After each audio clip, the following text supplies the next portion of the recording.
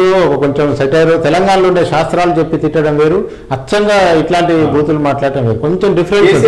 కేసీఆర్ దాంట్లో శాస్త్రాలు ఉంటాయి కనుక ఆయన ఎక్కువ మంది లైక్ చేసేవాళ్ళు, ఈయన కొంచెం డిస్టర్బెన్స్ అవుతుంది భాష విషయంలో. ఓకే సార్, కేసీఆర్ పోతూ పోతూ చిప్ప చేతికి ఇచ్చాడు. 2028 తెలంగాణ సీఎం కల్వకుంట్ల కవిత ఏం సార్ కవిత పేరు వచ్చింది అంటే జైలు పోయిన వాళ్ళందరూ సీఎం అవుతారు అన్నారు కదా. రేవంత్ రెడ్డి గారు కూడా కేటీఆర్ కన్నా ముందు అయితే కవిత తప్ప నీకు ఛాన్స్ లేదు అని చెప్పేసి అన్నారు. రేవంత్ మారిస్తే కాంగ్రెస్ పార్టీ ఇది కరెక్ట్ సార్ ఇప్పుడున్న పరిస్థితులు అయితే. చేసిన మేలును కూడా చెప్పుకోలేని స్థితిలో కాంగ్రెస్, సోషల్ మీడియా వీక్ ఉందని వాళ్ళే ఒప్పుకుంటున్నారు.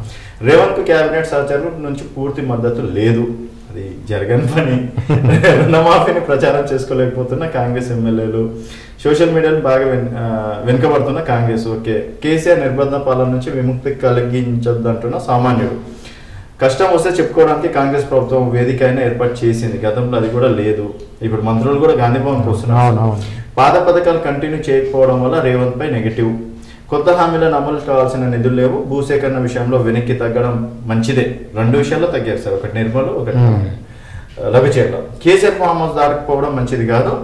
బీఆర్ఎస్ కూడా హామీలన్నీ అమలు చేస్తుంది, చేయలేదు. ఓకే సార్, అండ్ ఇప్పుడు కేసీఆర్ ఫామ్ హౌస్ సార్ ఇప్పుడు అసెంబ్లీకి వస్తుందా? అదే ఇవాళ ప్రెస్ మీట్ ఉంది కదా, ఇవాళ ఎమ్మెల్యేలతో మాట్లాడుతున్నాడు. ఎమ్మెల్యేలు ఎమ్మెల్సీలు అందరూ శాసనసభ పక్ష సమావేశం జరుగుతుంది. ఆ తర్వాత మరి ఆయన వచ్చే ఉద్దేశం ఉండి అక్కడ పిలిపించుకున్నాడా, లేదంటే రేపటి నుంచి మీరు ఇట్లా అసెంబ్లీలో పోరాడని చెప్పి వదిలేయటానికి అనేది మనం జస్ట్ ఇవాళ మధ్యాహ్నానికి కానీ ఒక క్లారిటీ వస్తుంది అసెంబ్లీకి వస్తున్నా లేదా.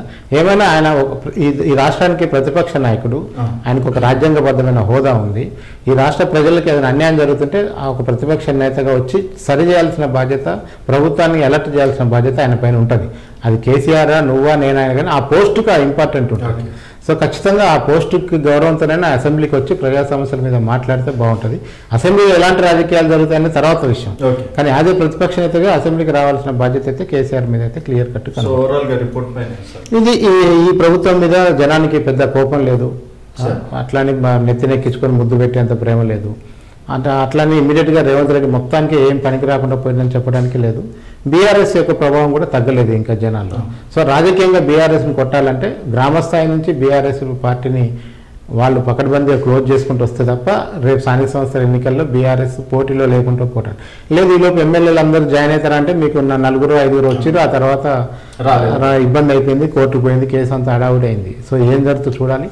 రేపు జనవరిలో రైతు భరోసా ఇచ్చి ఇందిరమ్మ ఇండ్లకు సంబంధించిన పంపకాలు మొదలుపెట్టి 5 లక్షలు కట్టుకోవడానికి ఇవ్వటం మొదలు పెడితే కనుక స్థానిక సంస్థల ఎన్నికల్లో కూడా మళ్ళీ కాంగ్రెస్ గట్టిగానే టఫ్ ఫైట్ ఇస్తుంది, పుంజుకుంటుంది కూడా. అప్పుడు ఈ ఫిగర్ కూడా రివర్స్ కూడా కావచ్చు అట్లా. Okay sir, thank you sir, thank you so much. So ఇది ఓటార్ సంస్థ CEO గారితో స్పెషల్ ఇంటర్వ్యూ. సో ఈ ఏడాది పాలన పైన ఓటార్ సంస్థ చేసినటువంటి సర్వే పైన మీ అభిప్రాయాలు కూడా కింద కామెంట్ రూపంలో తెలియజేయండి. చూస్తూనే ఉండండి తెలంగాణ.